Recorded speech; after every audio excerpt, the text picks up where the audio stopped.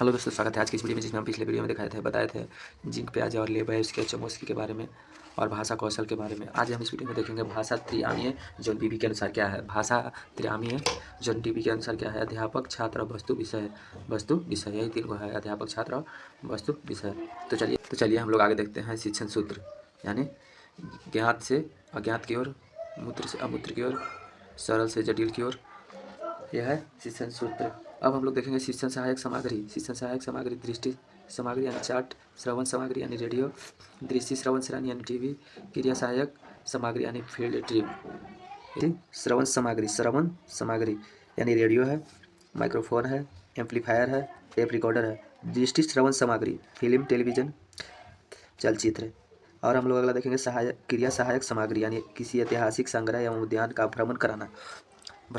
अब हम लोग देखेंगे मूल्यांकन एवं उपचारात्मक शिक्षण। मूल्यांकन एवं उपचारात्मक शिक्षण क्या है। मूल्यांकन एक ऐसी नियंत्रण चलने वाली प्रक्रिया है जिसमें शिक्षक छात्रों के ज्ञान एवं सिखाने की प्रक्रिया का अवलोकन करते हैं। अवलोकन का उद्देश्य क्या होता है। जो शिक्षक अब हम लोग देखेंगे अवलोकन का उद्देश्य क्या होता है। जो शिक्षक ने अपने छात्रों को सिखाया है वह छात्र के द्वारा कितना सीखा गया है, यह होता है अवलोकन करना। जैसे जो शिक्षक कितना सिखाया, ABCD सिखाया, क ख ग सिखाया और बच्चा कितना उसका ग्रहण किया। छात्रों की समस्या को दूर करना।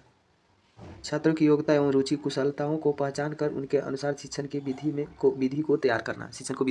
मूल्यांकन हो गया। जैसे अवलोकन आई मापन, जैसे हमको कौन चीज़ में रुचि है उस शिक्षक को जांच करके उसी तरह से उसको पढ़ाना। अवलोकन में यह देखते हैं कि बच्चे कैसे सीखते हैं।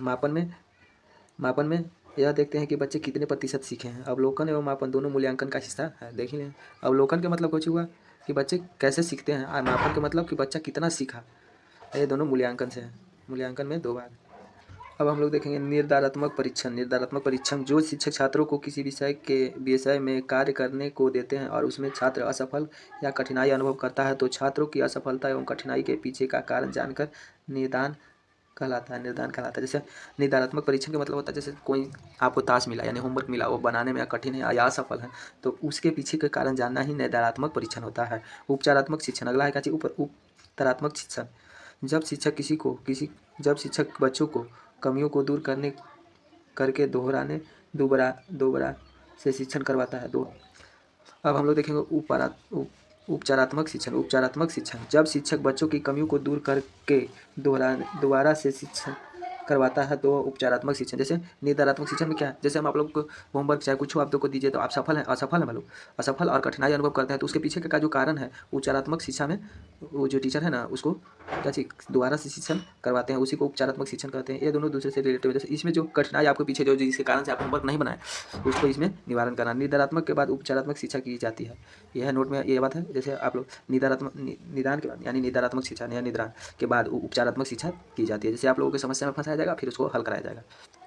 अब उपलब्धि परीक्षण अगला है क्या चीज, उपलब्धि परीक्षण। इस परीक्षा का प्रमुख उद्देश्य यह अनुमान लगाया होता है कि शिक्षण कार्यक्रम में शिक्षार्थी ने क्या सिखाया, भाषा कौशल को कहाँ तक सीख पाए और उनके आधार पर भाषा का प्रयोग किस हद तक उपयुक्त ढंग से कर पाए हैं यदि। दूसरा है क्या चीज, एक बाद दक्षता परीक्षण। इसमें यह जान सकते हैं कि शिक्षार्थी शिक्षण विषय को कहाँ तक समझा पाए और भाषा कौशल के में उसकी दक्षता एवं या प्रवीणता स्तर कितना है। देखेंगे हम लोग पाठ्यपुस्तक कई संसाधन।